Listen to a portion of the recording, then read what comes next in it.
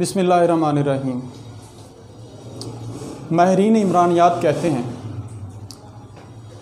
अगर किसी मुल्क को देखना हो कि वो कितना खुशनसीब है, उसमें कितने ज़ख़ायर हैं, तो 4 चीज़ें देखें। कौन कौन सी 4 चीज़ें देखें? नंबर 1, वो पूछते हैं कि क्या उस मुल्क के पास समंदर है। अगर हम नज़र दौड़ाएं, देखें, हमारे मुल्क के पास, पाकिस्तान के पास 1500 किलोमीटर तवील तरीन समंदर है।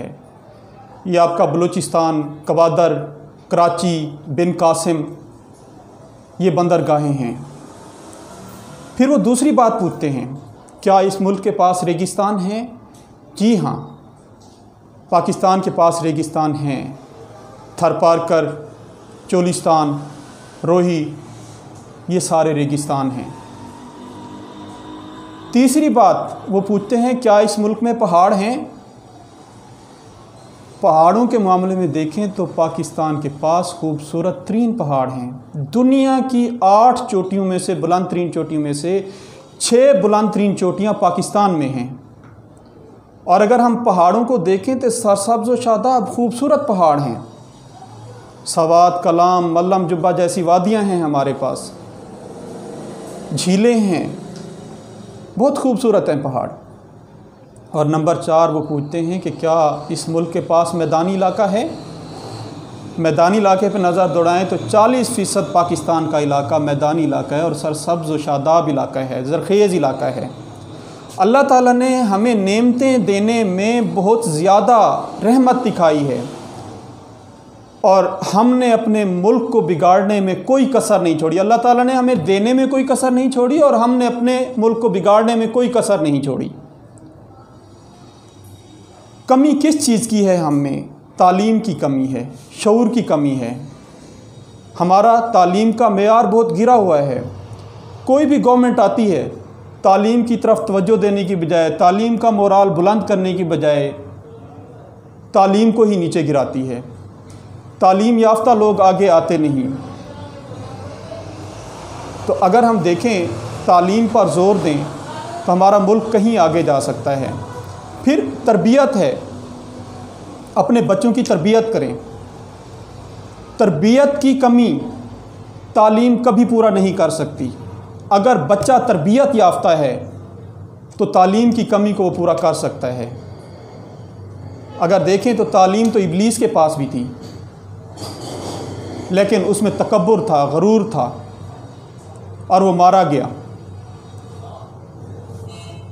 फिर हमारे यही नाम निहाद बच्चे रट्टा लगा के तालीम तो हासिल कर लेते हैं, उनमें शऊर नहीं होता, उनमें तरबियत नहीं होती, वो कहीं आगे नहीं जा सकते। तो खुदा के लिए अपने बच्चों की तालीम और तरबियत पर ज़ोर दीजिए। कल को यही बच्चा आपका सहारा बनेगा, एक मुहिब्बे वतन शहरी बनेगा, अपने मुल्क व कौम का जांबाज सिपाही बनेगा, डॉक्टर बनेगा, इंजीनियर बनेगा, टीचर बनेगा। लेकिन हमने अगर तवज्जो ना दी तो यही बच्चा बिगड़ जाएगा, जो अपने वालिदैन का भी गुस्ताख बनता है और अपने असातिज़ा का भी गुस्ताख बनता है।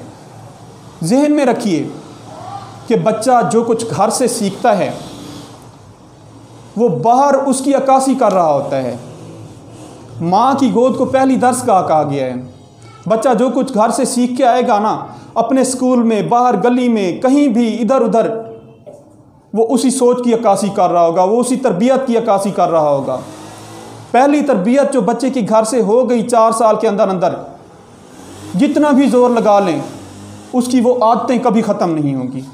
तो खुदारा मेरी वालिदैन से गुजारिश है कि अपने बच्चों पर तवज्जो दीजिए, अपने बच्चों की तरबियत कीजिए, अपने बच्चों का ख्याल रखिए। वो भी तो माएँ थीं। सैयदा ताहिरा हज़रत बीबी फ़ातिमा रज़ी अल्लाह ताला अन्हा अगर माँ थीं तो बच्चे भी तो हसन हुसैन रज़ी अल्लाह अन्हुम थे।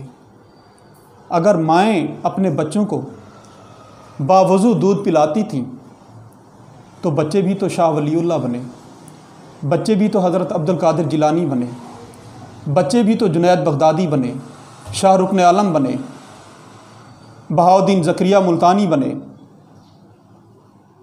और अगर माएँ टीवी ड्रामे देखते हुए और गलत बातें सोचते हुए बच्चों को दूध पिलाती हैं, तो बच्चा भी तो अदाकारी की सोचता है, कलाकारी की सोचता है, गुस्ताख होता है अपने वालिदैन का और अपने असातिज़ा का और अपने बड़ों का। तो खुदा के लिए अपने बच्चों पर तवज्जो दीजिए।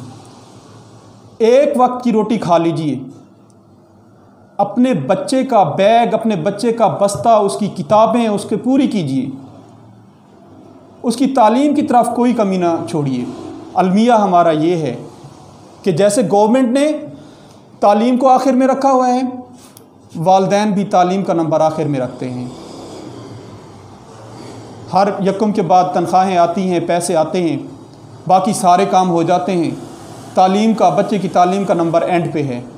पैसे बच गए तो बच्चे की फ़ीस अदा कर दी, बच गए तो कापी ले दी, बच गए तो किताब ले दी, नहीं तो अल्लाह के नाम पे चल रहा है।